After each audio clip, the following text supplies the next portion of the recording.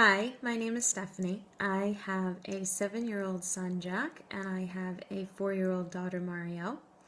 My son, Jack, was born at 39 and a half weeks after 9 months of pregnancy, where I was diagnosed with hyperemesis gravidarum and was very sick, violently vomiting, and received many medications for dehydration, IVs in the hospital, and such.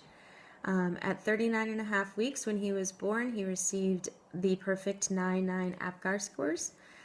He came home with us right away. He weighed 6 pounds, 12 ounces. He was 21 and a half inches long, and he was perfect in every way. So we came home, and he definitely was what you would consider a quote-unquote colicky baby. He didn't sleep for more than maybe 20, 30 minutes at a time. He struggled nursing. We went and saw a lactation consultant, and things with his GI and with his stomach just kind of rolled and snowballed from there.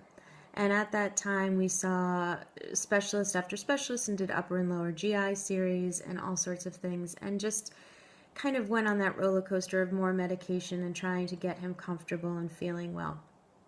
Through all of this, he was developing perfectly until he wasn't. And at 20 months, he lost his about 45 to 50 word vocabulary. All of the other skills that he had, such as peekaboo and patty cake and back and forth, games, reading his books, paying attention to his toys, all of that was still intact, but he did lose his language, his spoken words.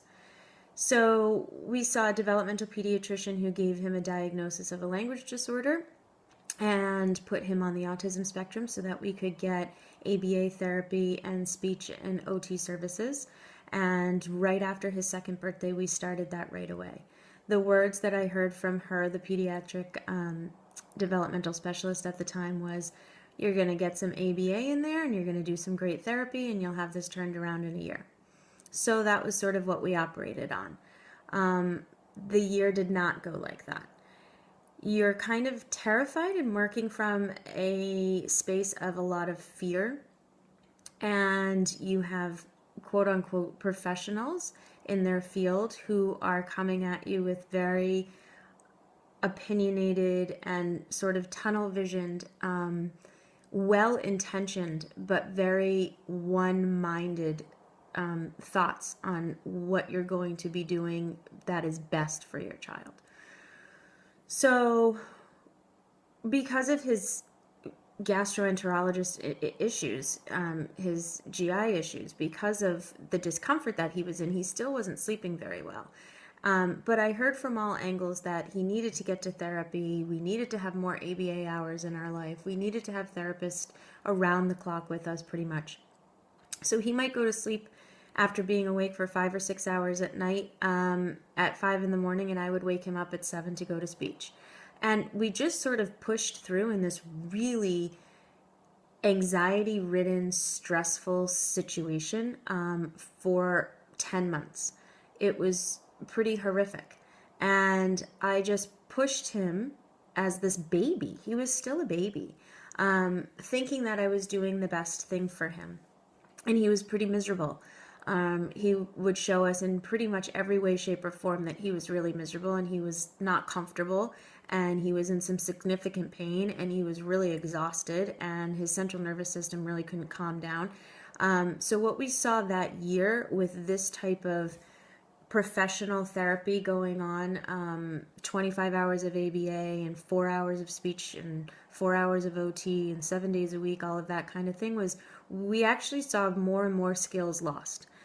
He stopped watching his fun TV shows. He stopped playing peekaboo. He stopped interacting with us. He was sort of in this fight or flight place most of the time and really stressed out. And 10 months later, as I went back to the developmental pediatrician and said, okay, this is not, we got all these services in and this is turned around. And she sort of shrugged her shoulders and said to me, well, he'll gain back some words, but he'll always struggle with language. And it was so flip, and all of the blood in my body really ran cold. And there was something that was so incredibly wrong about all of this to me that I stepped back and just said, no, no, that cannot be possible. This child was talking 10 months ago. He was doing everything that he should. There's something significantly wrong. And what we have done over the past year is actually making things seem quite worse. And again, the intention is really genuine and good. It's just not the only way. And that, I think, is what Handle has shown me overall, is the significant paradigm shift that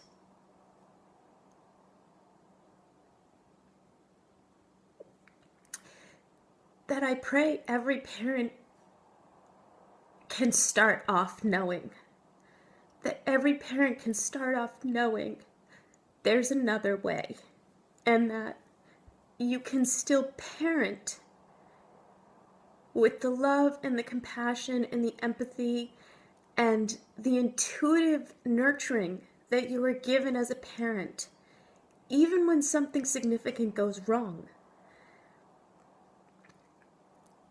And to step back from that fear, from that space of being so afraid that you're going to make an error, and go back to what you were intended to do as a parent. And as a parent, you are intended to support your child in a loving way. And the Handle activities,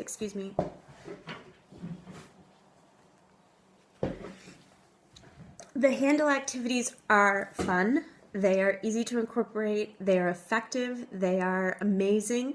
And my whole family loves them. My 4-year-old neurotypical daughter asks for them all the time. But more than that, it's about learning to go back to that space of gentle enhancement, and that a little body, a big body, an elderly body, a system that is meant to flourish with a body that is overflowing with oxytocin and beautiful, lovely feelings, and is not doing very well learning in a stressed out cortisol fight or flight space. That to me is what Handle is significantly, profoundly about. And it infiltrates every aspect of your parenting, no matter what child you have, no matter how neurotypical they may be, whether they suffer from epilepsy or different neurological challenges, developmental challenges. It doesn't matter. It's allowing you to go back and step back in that space of being a parent, and in that role of connecting with your child on keeping them in a comfortable and safe and nurtured place, and supporting their growth in their system in that gentle enhancement way. You are supporting them. You are guiding them and teaching them and giving them all sorts of loving therapy, for sure. But you're doing it in a way that respects them. And that to me is what Handle has been so humongously shifting for us as a family, all around. And I think of that in every aspect of being a mother. And what I learned so much from Judith's journey was that she was intuitively doing things for herself that she needed. And she was allowed the space to do that. When my son really wanted to jump all of the time, or really wanted to swing all of the time, I allowed that space. And you know what? It stopped. He sought the information that he needed. He provided the space that he needed. We provided the space that he needed to allow that information to come into him. And he got what he needed from it, and then he moved on. I've learned so much from her own record of what those experiences were like for her.